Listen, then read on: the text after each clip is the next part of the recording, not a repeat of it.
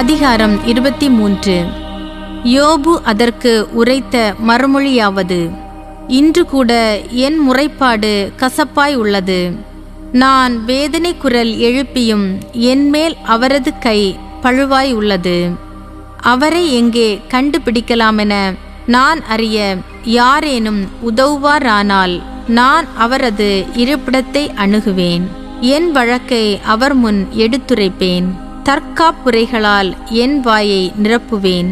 அவர் எனக்கு என்ன வார்த்தை கூறுவார் என அறிந்து கொள்வேன்.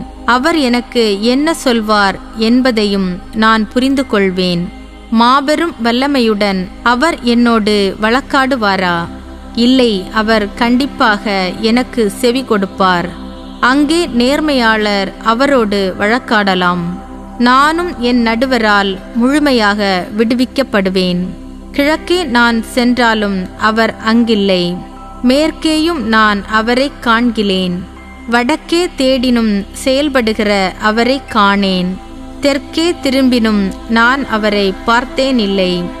ஆயினும் நான் போகும் வழியை அவர் அறிவார். அவர் என்னை புடமிட்டால் நான் பொன் போல் துலங்கிடுவேன். அவருடைய அடிச்சுவடுகளை என் கால்கள் பின்பற்றின. அவரது நெறியில் நடந்தேன், நான் பிறழவில்லை. அவர் உரைத்த ஆணை நின்று நான் விலகவில்லை.